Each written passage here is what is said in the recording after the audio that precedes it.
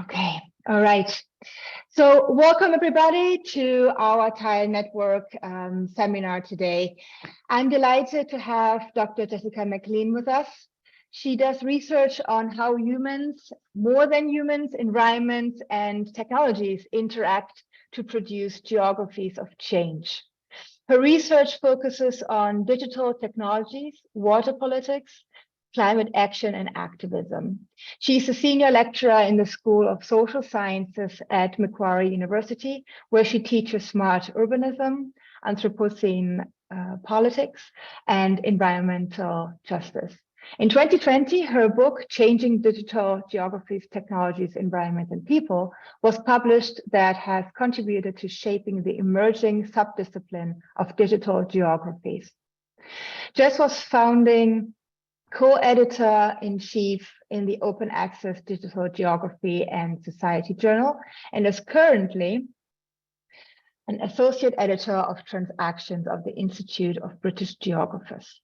Within the discipline of geography and planning at Macquarie, Jess is HGR convener and co-convenes the School of Social Sciences, Environments, and Societies Research Strength.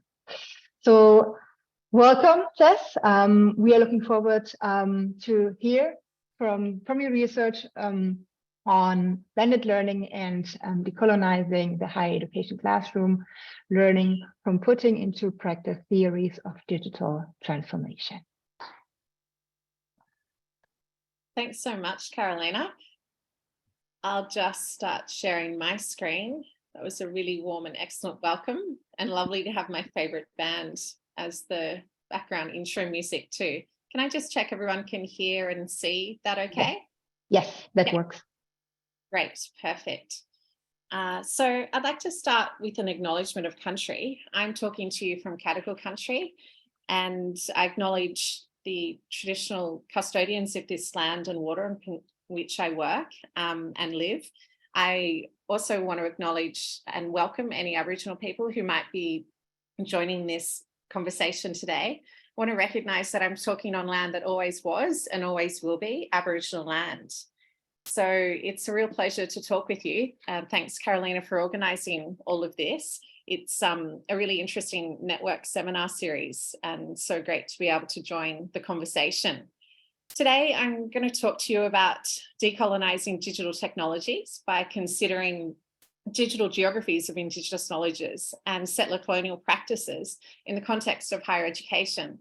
I've had a brief look at the chat and people introducing themselves there, and I can't see any geographers yet, and I'm aware that this is a interdisciplinary conversation, so I'm going to be grounding some of my observations within the geographic discipline, but also trying to recognise that these are relevant across disciplines in different ways.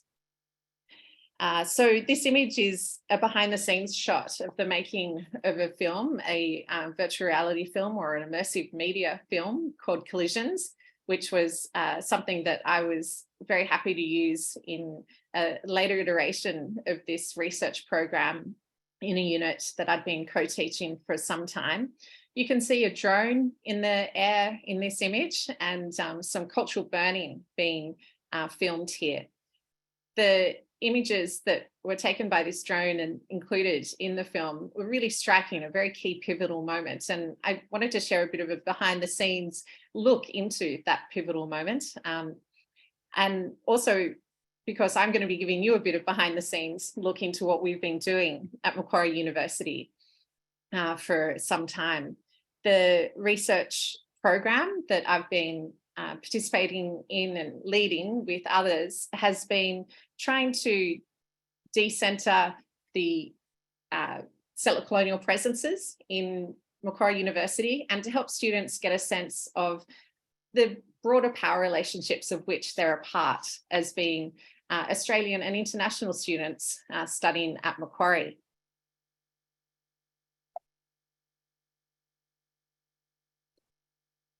So the question that I'd like you to keep in mind as I talk today is whether, with the increased use of blended learning and related digital modes of learning and teaching, how can we recentre Indigenous knowledges in higher education and work to decolonise institutions?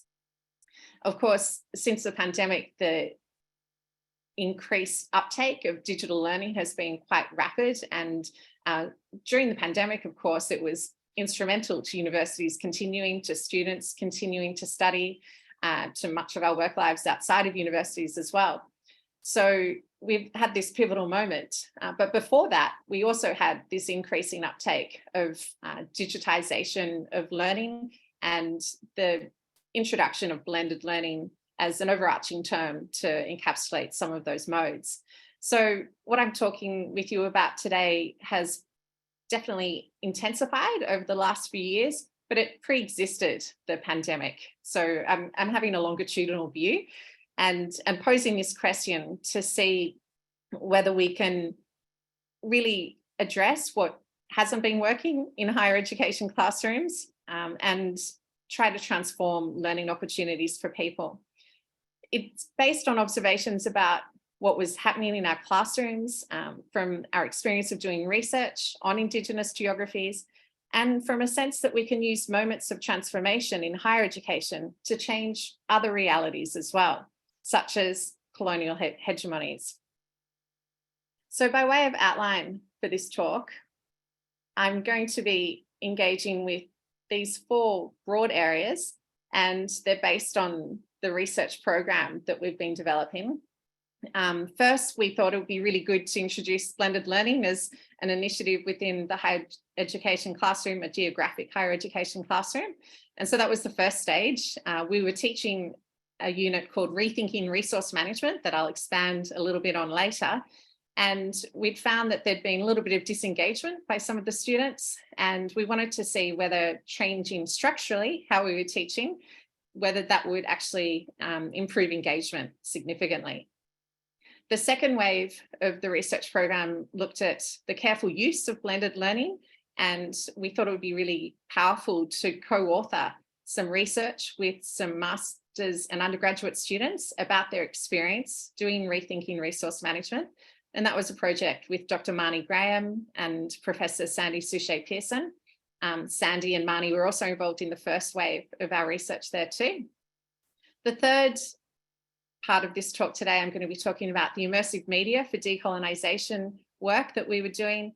That was the introduction of Collisions and a couple of other films within the classroom to try to bring some of the really significant challenges of undermining settler colonial hegemonies into the classroom in a powerful way. So that was something that we thought could be useful. And then last, I'm going to be touching on self-determining digital citizenship as a form of radical digital citizenship. And that's based on some research with Associate Professor Corinne Sullivan at Western Sydney Uni. She's a Wiradjuri scholar, and myself with a chapter that's forthcoming.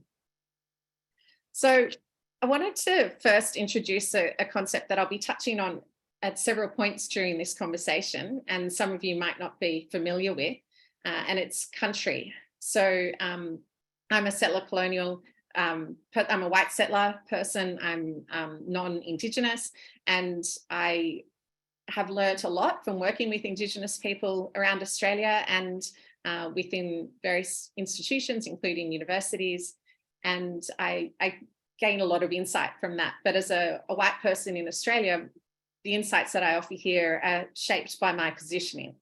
And I acknowledge that I can't speak for country, but I can share some really interesting and powerful insights other scholars, including the wonderful Lauren Tynan, have made about country. Lauren is a Trolaway woman from Tebrakuna country, otherwise known as Tasmania, a part of Tasmania in southern Australia. And she's written a wonderful paper about relationality and country. She talks about how country is a term used by many Aboriginal groups in Australia to delineate understandings from the English word land. Mary Graham notes that understanding land as just land implies an extractive logic, where land exists for the primary benefit of humans to extract resources for monetary gain or acquire land as property. These logics have dominated settler relations with land in Australia since invasion. However, understanding land as country foregrounds a relational logic whereby country is seen to exert its own agentic force or law. So Lauren's words are really powerful here, and they're very clear in terms of what country is and why it's used as a form of differentiating between English conceptualizations of place through land. To give you a little bit more insight around what country is, Deborah Bird Rose wrote beautifully about country and said that country in Aboriginal English is not only a common noun, but also a proper noun. People talk about country in the same way that they would talk about a person. They speak to country, sing to country, visit country, worry about country, feel sorry for country, and long for country. People say that country knows, hears, smells, takes notice, takes care, is sorry or happy. Country is a living entity with a yesterday, today, and tomorrow, with a consciousness and a will toward life. So I hope that gives some insight into this concept country, and and it's important to keep in mind that it's a foundational idea that's been woven through this research program over the past 8 or so years.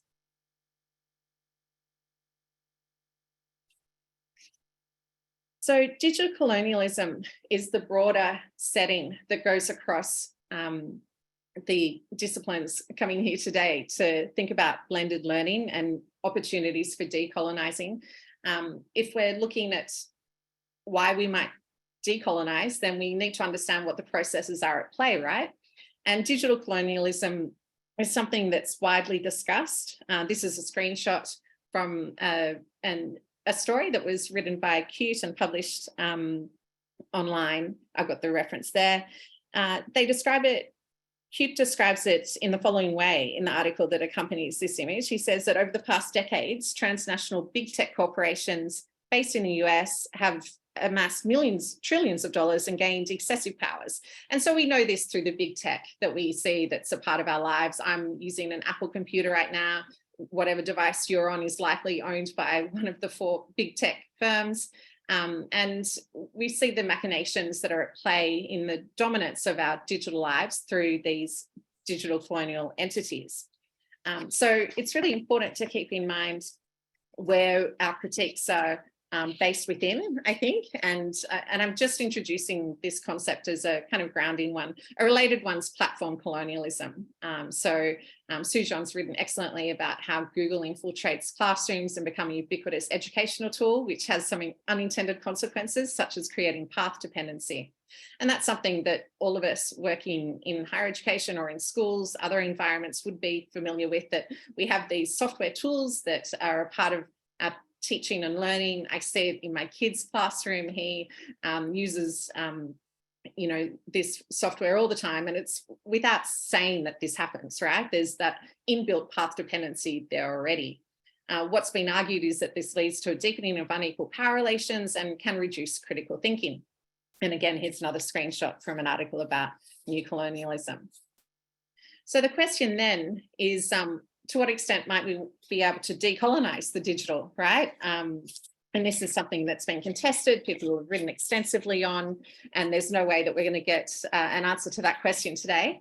But to understand decolonizing generally, we could look to the wonderful scholar, Maori scholar Linda Tui-Smith, who describes decolonization as a long-term process involving the bureaucratic, cultural, linguistic, and psychological divesting of colonial power. So that's the decolonizing imperative. That's a really useful and clear definition, I think, and it's one that I use when I am talking through this concept of decolonizing the digital. And if we then look to some other really excellent thinking by Professor Bronwyn Carlson, who's an Aboriginal scholar at Macquarie as well, we can see that they've written extensively on this question of whether Indigenous resistance is possible and how it's possible and in what shape that actually is, of course, happening. And she writes with Drea that Indigenous people have harnessed the affordances of social media to resist colonialism and to imagine new futures, from the Idle No More movement in Canada to SOS Black Australia and the No DAPL protest centred on Standing Rock in the United States. So this is the broader milieu in which the questions that I'm posing today sit, in forwarding, opportunities like blended learning and immersive media within the classroom. I'm conscious of the fact that there are these contested terrains that we're working within as well. Another wonderful scholar in Australia, Bronwyn Fredericks, writes about how Indigenous people disrupt colonial algorithms that result in problematic understandings of Indigenous people and identities. Social media definitely includes colonial algorithms as it re-articulates and at times amplifies the marginalisation and misrepresentation of Indigenous peoples that has been a part of broader society since invasion. So ways in which the resistances can be seen, I wrote on this in my book, Changing Digital Geographies. This is just a sample of a small moment within Twitter where Indigenous Dads was a hashtag that was created in response to a racist cartoon that was published in mainstream media, and it portrayed an Aboriginal dad as being neglectful, and Aboriginal dads and lots of other people around Australia joined onto this hashtag Indigenous Dads and critiqued the racist assertions that were in that mainstream media cartoon and presented their own stories that well and truly overwhelmed the original cartoon and inverted the discourse and took the narrative away from that mainstream media cartoon. So in these ways, there are these opportunities, these openings for seeing potential for decolonising the digital. And I wanted to preface this series of cases today with that landscape. So getting to that first wave of transformative learning that I outlined at the beginning, blended learning in higher education, geographic classrooms, we wanted to approach using blended learning to work with our goals of decolonising learning and undermining colonial systems such as resource management or environmental management in Australia. So the unit that we were working with was called Rethinking Resource Management, which is a human geography subject that Sandy Suchet-Pearson took over from Professor Richie Howitt. And then I began teaching at Macquarie when I started just over 10 years ago now. And I did say that as a geography unit, I'd be talking to the discipline of geography. Just briefly, I'd like to highlight that the debates within geographic academia has been inclusive of these opportunities for recognising and then doing something about decolonising knowledges. Jazeel wrote really clearly here about the prospect of confronting the challenge to decolonise our discipline. It's dizzying, it's complex, necessitates many difficult conversations about teaching. And he concludes that attempts to decolonise geography will always leave ever more subaltern residues. So failure will be inevitable, he paraphrases Spivak's work there. So there's no utopian position within this decolonial landscape, but it doesn't mean that the work isn't important and shouldn't be strived to be achieved, right? So Sarah Radcliffe has written a really great book that was published last year on decolonising geography. It involves mapping configurations of coloniality as they touch down in a place, making it unique and connecting it with stretched out spatial structures, flows and mentalities. So in this sense, it's not just about geography, the discipline, but also particular places. So as academics from whatever discipline, we should be thinking about colonial presences and what we can do about those. How might we undermine them? How might we challenge colonial histories? And what can we do to decentre colonial voices and perspectives? So some ways in which we might think about decolonising geographical higher education, and might think about other forms of higher education, I think here very easily as well. Well, Indigenous scholars lead Indigenous unit courses would be the obvious first way, and making space, hiring Indigenous people to do that teaching is really important. Reading and experiencing Indigenous people's scholarly work and art and citing it, giving land back. Decolonising isn't a metaphor.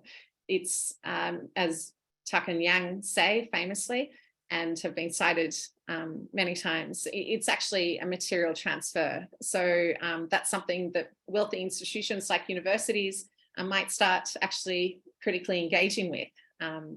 Perhaps by using virtual reality, which allows students to experience a disrupted moment. And that's something that I'll get to later on in this talk. So in terms of our influences in creating the blended learning, we're really keen to move from a passive-centred approach where students are perceived as recipients of information to a transactional collaborative approach, drawing on Moore and Gilmartin's work in 2010. And also Warner and Palmer did some really good work on thinking about more critical and creative discussions and how to leverage those. So we looked at that research and we adopted some of the practices. This is a screenshot from an early one of our iLearn pages, we call them at Macquarie University. You can see that the subtitle was called Worlds Turned Upside Down. This unit, as we said, challenges students seeking careers in environmental management and planning to examine social, political, economic and cultural consequences of resource management decisions.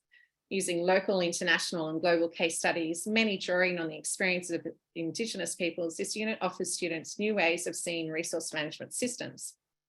And so at the core of the content, we were working to decolonise the curriculum, and we saw it as a really useful opportunity for actually decolonising the learning process as well.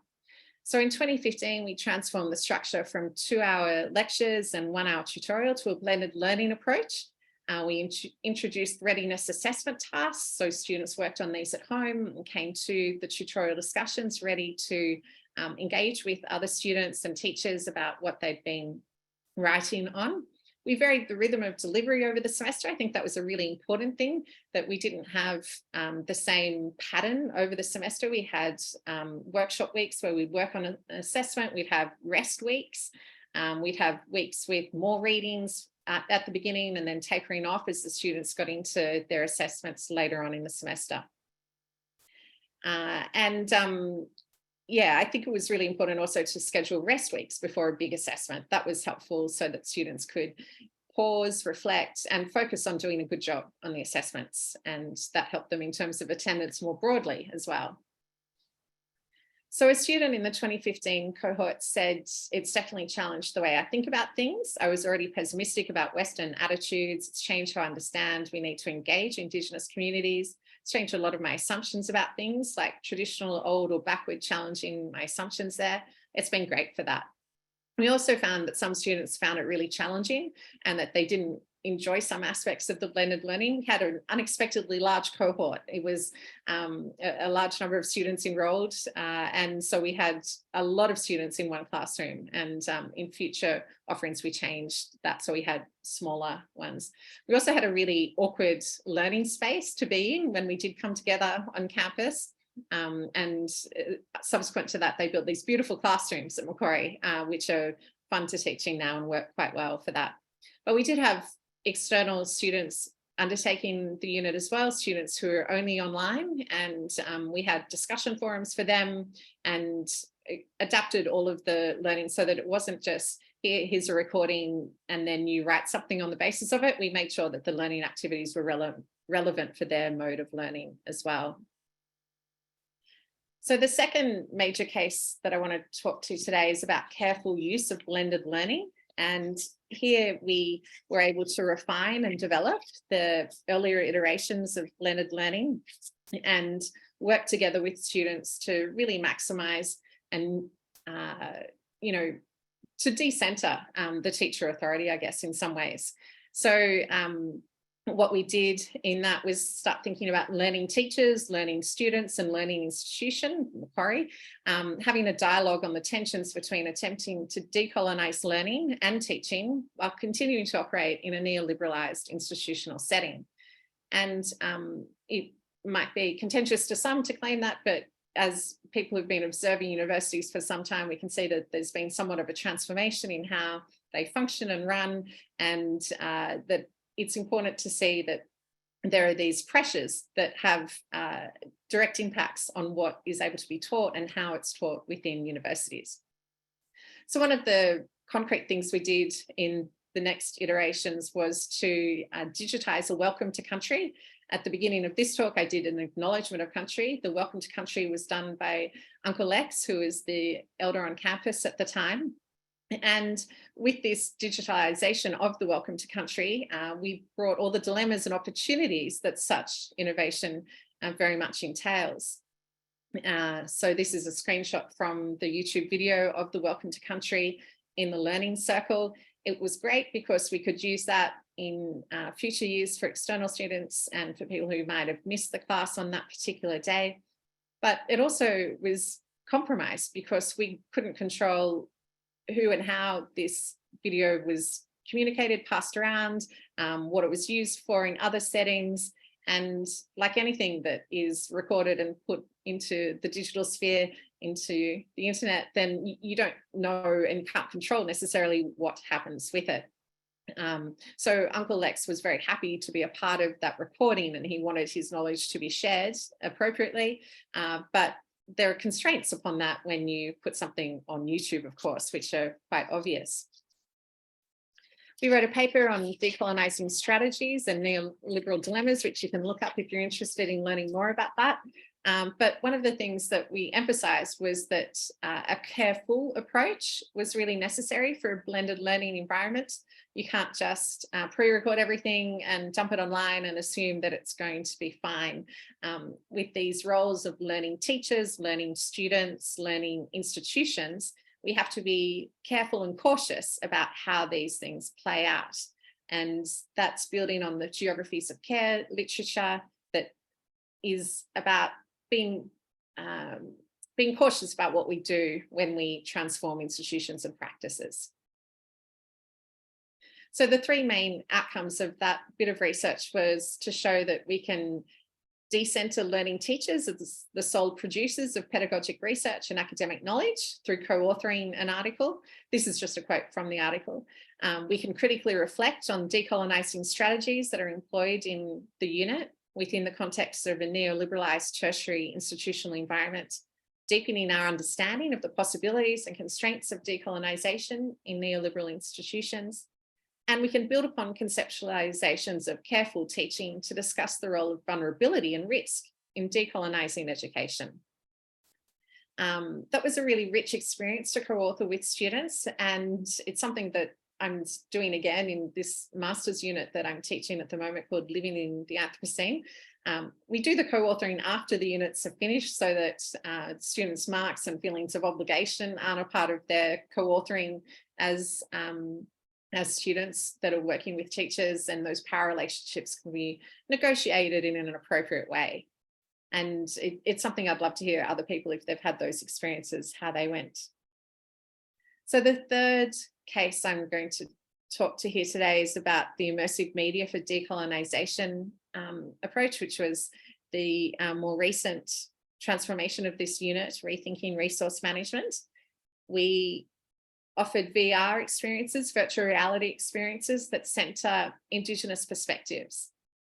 Often students, both Australian and international students who undertook this unit, struggled with some of the content, felt that it was hard to get their head around ideas like country and what it meant to be an Aboriginal and Torres Strait Islander person in Australia today. And I think that we thought it would be useful to use VR experiences as they might create more immediacy and greater sense of empathy towards these people.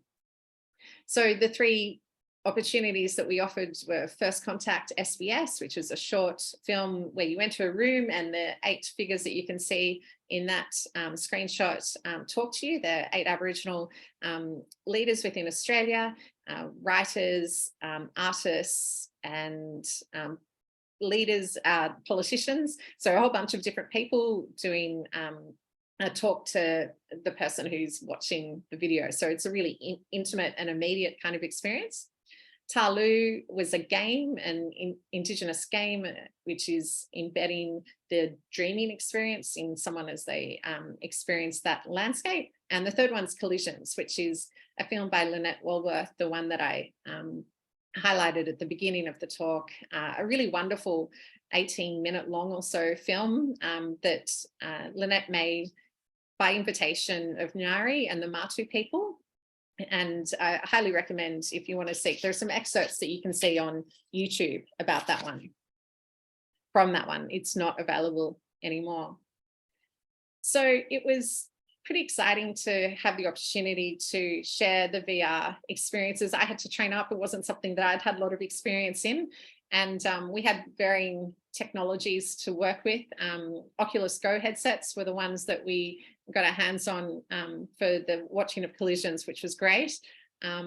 And one student reported how it was really useful as it provides a greater interaction and understanding with content as opposed to a reading or workshop. It gives a physical sense almost. Visually provided a greater experience and connection and understanding to the discussion. So this student found it really engaging. When I saw them watching this film, in particular collisions, they were visibly moved and responsive to material in a way that I hadn't seen in the previous 5 offerings of the unit that I had been involved in.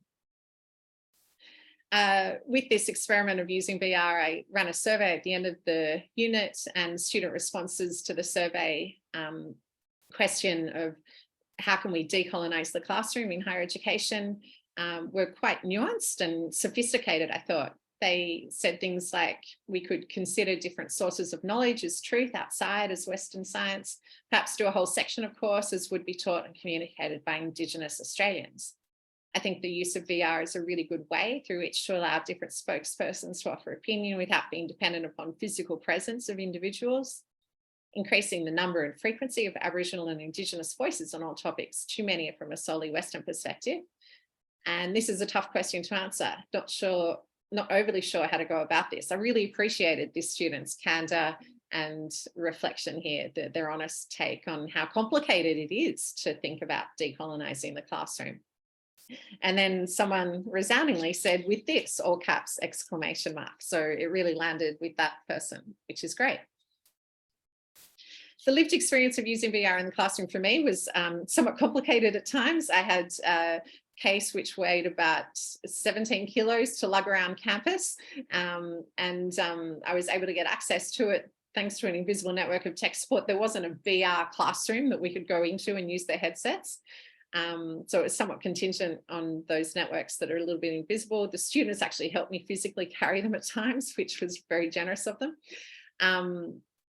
It was really interesting to see how the kind of physicality of this being in these virtual spaces played out, which is something that you don't often hear about when people talk about virtual reality, but I certainly experienced acutely when doing it. So I think when using VR in higher education, it shouldn't replace instruction by Indigenous people who are properly paid for their work. It should be supplementary. If anything, if you're wanting to use ethical, appropriate digital tech, the more tools available to decolonize that, the better. VR can't be the only approach. There's no silver bullet that comes with using VR, of course. And I think it'd be great if there were more Indigenous-led VR and research on decolonizing with VR. Would be really interesting.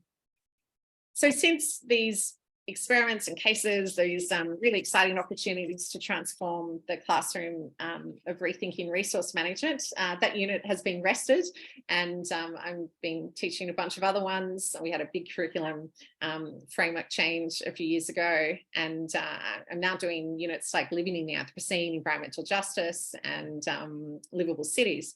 And in those units, I continue to teach the concepts of country and how, for instance, in livable cities, cities are country and that they're not separate notions. Often people think about countries being rural, remote, whereas cities definitely are country, Indigenous country as well. In research, I've been continuing to build collaborations with Wiradjuri and Gomeroi Kamilaroi people and those countries, and teaching approaches to support decolonizing planning, and really ultimately trying to undermine colonial hegemonic practices in the context of global environmental challenges. So a film that I've been using to do that, which is widely accessible, is called Undermined, Tales from the Kimberley. It's a really excellent film that takes you to that environment, and can highly recommend that. One of the people involved in generating that film, Steph King, I spoke with her last week, and if people are interested in gaining access and looking at those resources, I could help you get in touch. So the last area of engaging with these kinds of transformation of higher education that I want to talk to here is decolonising the digital with self-determining digital citizenship. Perhaps some of you have heard, sorry, I've gone the wrong way. Oops, now it's going. There we go. Of radical digital citizenship. Those who haven't, Emmy Julu's written a few pieces on it.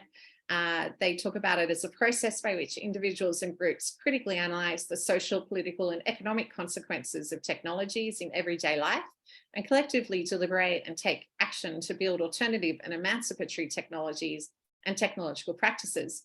So Emmy Julu very much focuses on the tech side of things, looking at the tools that create the digital technologies that we all use and teaching people to become radical digital citizens through being able to intervene and create their own forms of digital spaces. I'm not as technically sophisticated as Emmy Julu and think that we can also approach the question of digital citizenship through using already existing digital tools and co-opting them for our own ends. So that strategic engagement, that strategic use of other people's software and hardware can be really productive and very much inspired by some of that earlier literature, which I cited in this talk today. So an example of that happening really effectively within Australia is called Indigenous X. It offers a range of services to businesses, community groups and research projects and has had a really successful social media presence for many years and is kind of a really large network now and doing an excellent work of self-determining digital citizenship. And I think it's an example of people making digital worlds that they want to see and haven't seen as successfully before. So here I'm reminded of Ruha Benjamin's ideas around offering constructive alternatives. She writes, an emancipatory approach to technology entails an appreciation for the aesthetic dimensions of resisting the new Jim Code and a commitment to coupling our critique with creative alternatives that bring to life liberating and joyful ways of living in and organising our world. So within universities, we often offer critique and say that things aren't working. Benjamin invites us to think about constructive interventions as well.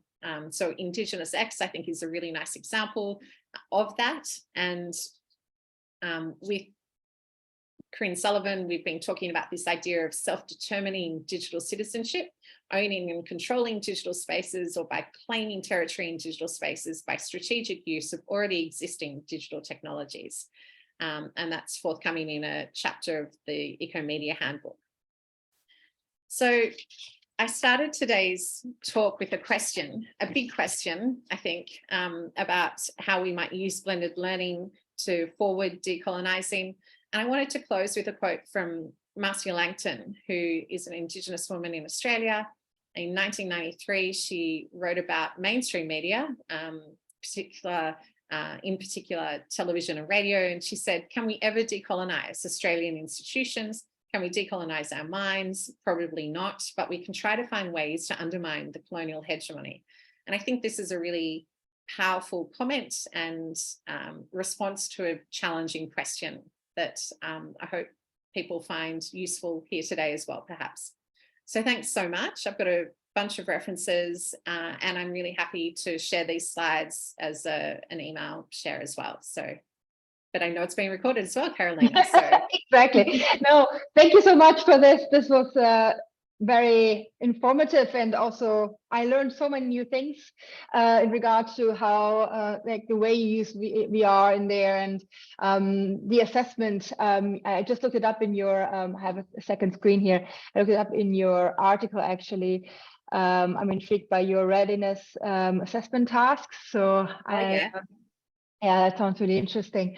So I think one thing I would be interested in, I'm going to start off with a question, but other people can just follow up with questions in the chat or raise your hand, is when you're talking about digital decolonization, I found this quite a mind-blowing aspect, because very often when you think about attempts of decolonizing the curriculum, you focus very specifically on the classroom, on the materials you have at the moment, and maybe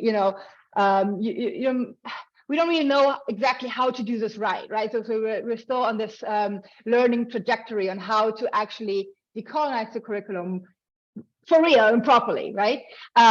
So I haven't even thought about, the internet. So the aspect that where do people or students get their resources from or their information from? And they might do a research and search on the internet, and all they get is, again, information that is very biased towards colonization.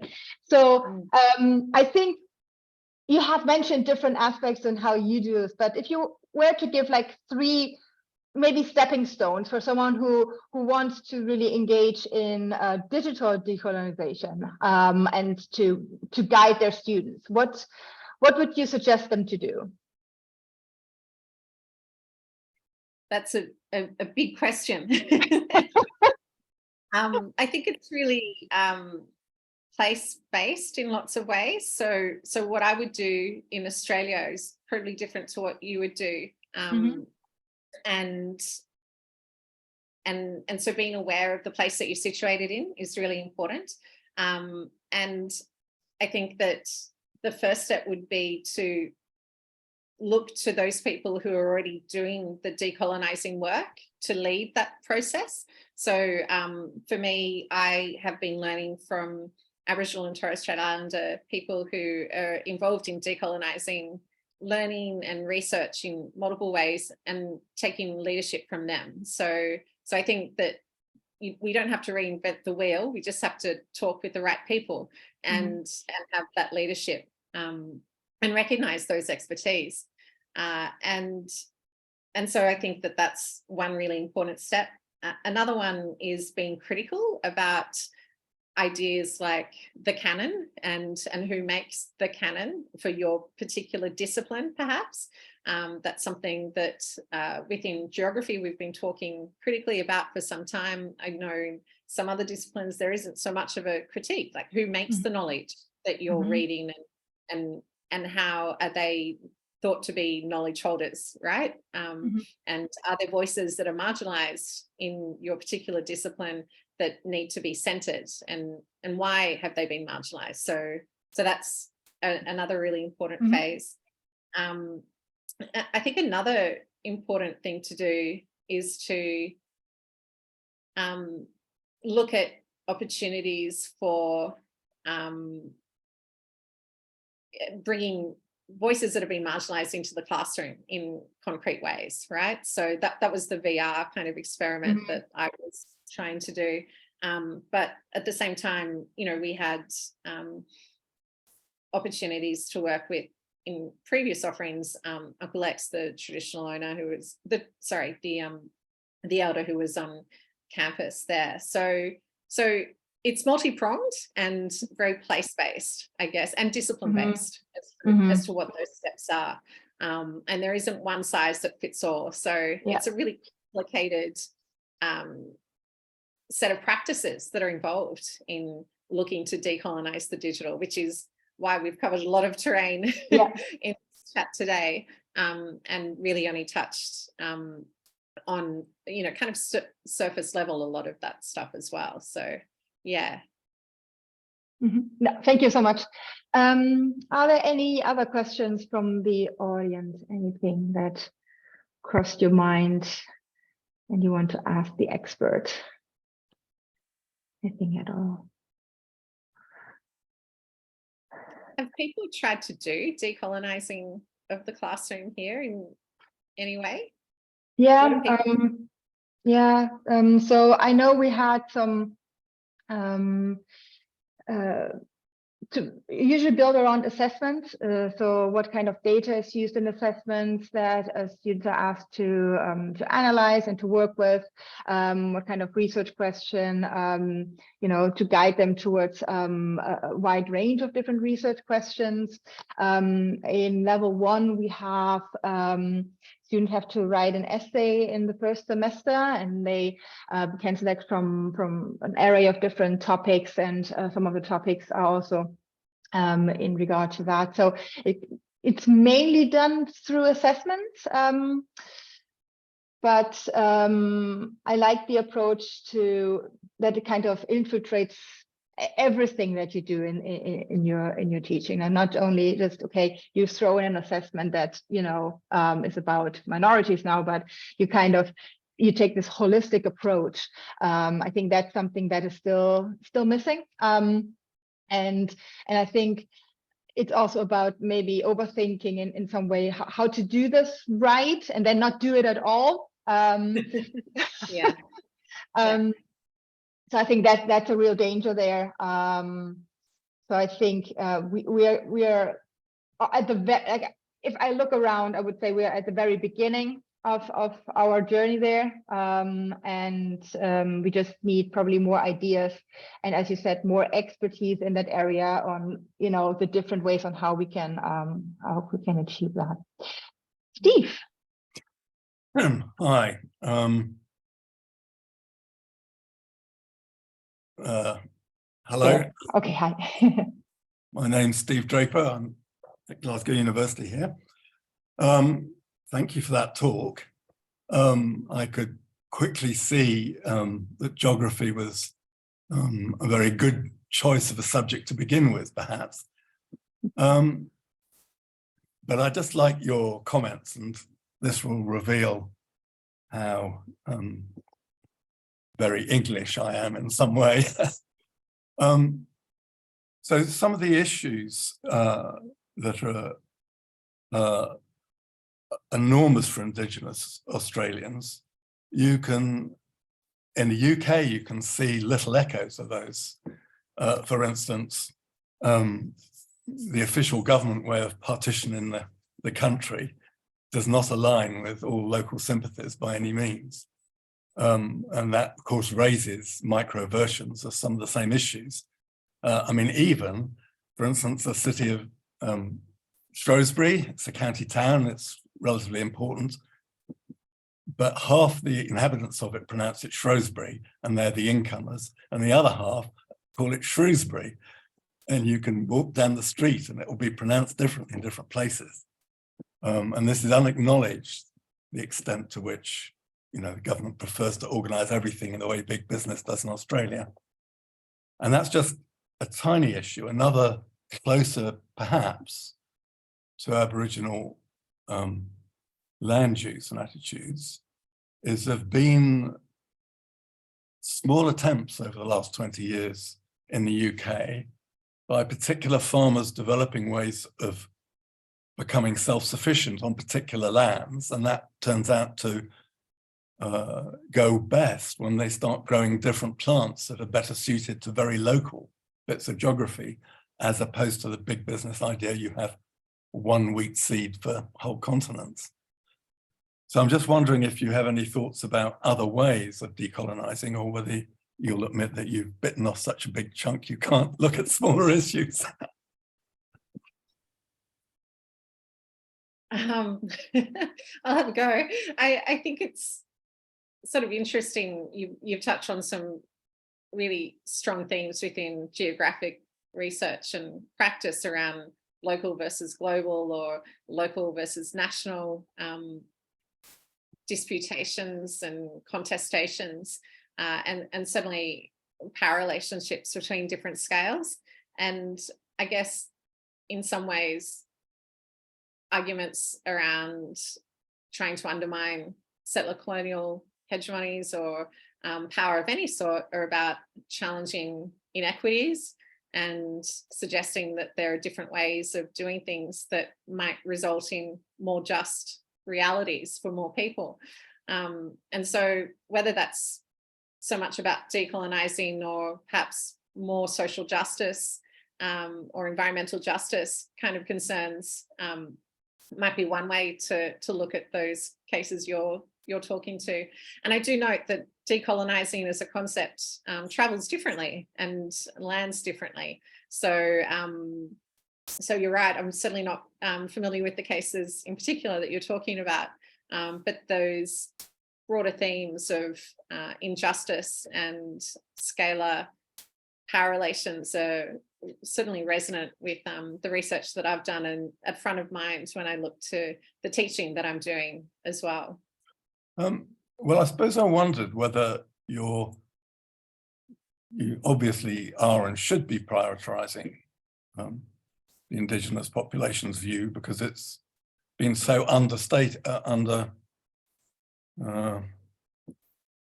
promulgated. But there are a lot of white people in Australia. I suppose I was thinking that I could only give examples out of my UK experience, but there'll be things that correspond to that might allow white Australians to see how some of the issues actually have impacted them, but from a different derivation. I suppose that's what I was getting at. And whether that be worthwhile, or you need to stick to a main agenda and not dilute what's the priority.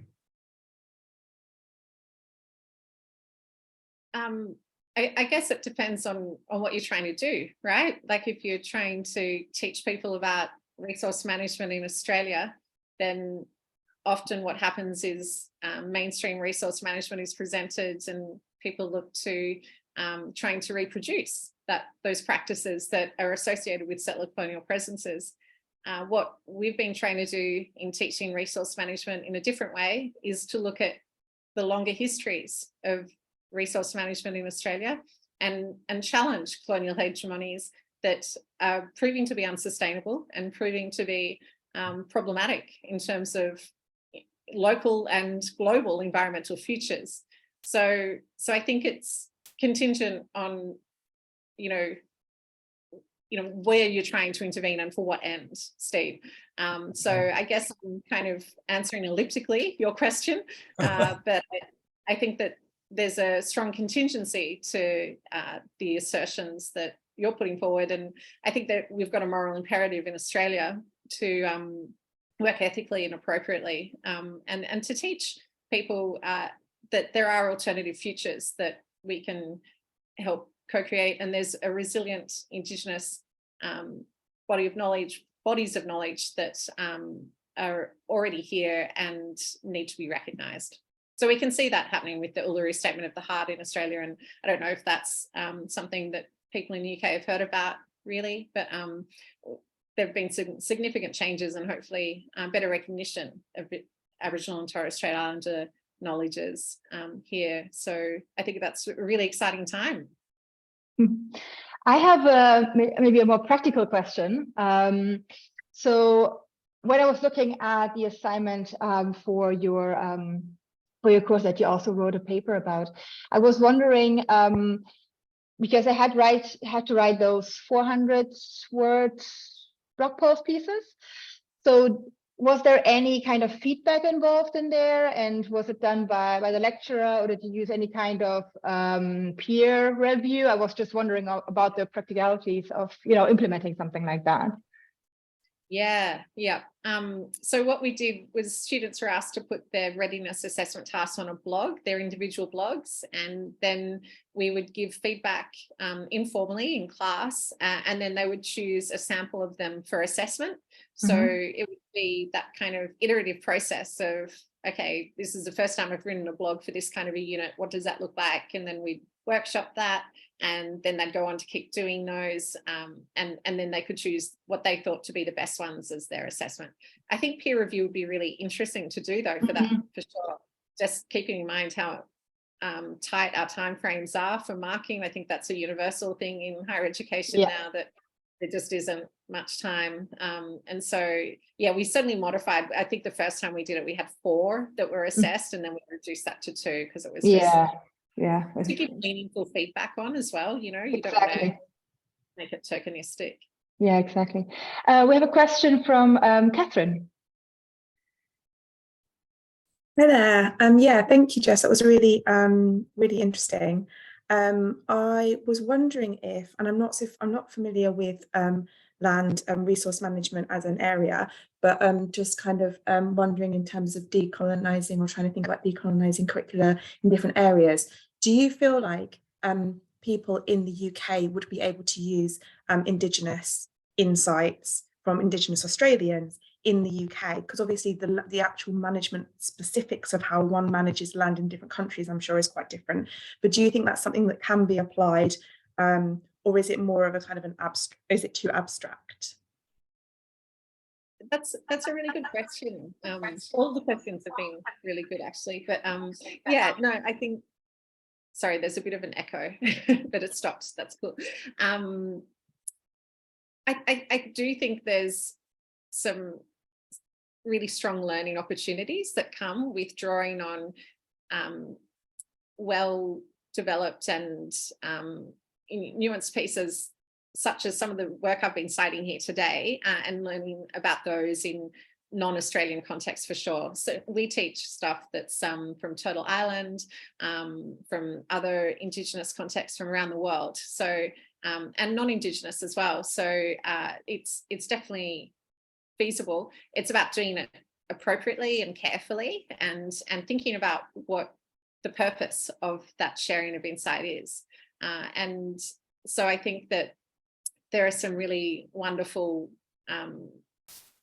connections between the work that's happening, say, within geography by Indigenous scholars in Australia that resonate with lots of other work in, say, multi-species work that's looking at the agency of different forms of beings, and so that more than human idea that was kind of flagged in my intro, but we didn't explore much. So there are these connections that are worth exploring, I think, and there are these shared, human connections that are really important and interesting as well. And I understand, Carolina mentioned before that hesitation of, oh, you don't want to do it wrongly, right? And I think that's good and appropriate that we do things carefully. But I think, like any form of teaching that we do, if we read and share and acknowledge our sources with that care, then it isn't necessarily the case that you're going to stumble and make a huge error, right? It's about acknowledging the context and not appropriating.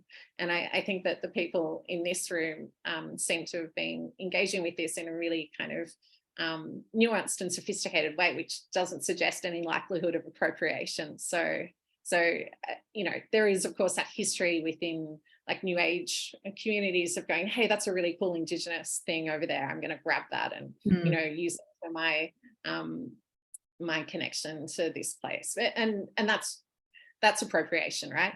But I think that there are lots of really significant pieces of work and wonderful insights that have been offered by Indigenous scholars from around the world that I think we should all be reading and engaging with. So yeah. Okay, thank you so much. Thank you very much. All right, so I think I'm going to wrap up. I would like to thank you again, Jess, for your amazing talk and the insights you shared today, all the different aspects of really decolonization of the curriculum and how you are doing it in your own teaching. I also shared all your articles in here, and I'm going to share them as well in the blog post. So if you share those slides with me, I will share it alongside the post I'm going to write. Thank you again, and thank you everyone. Thanks so much, Carolina. That was really interesting. Thanks, everyone.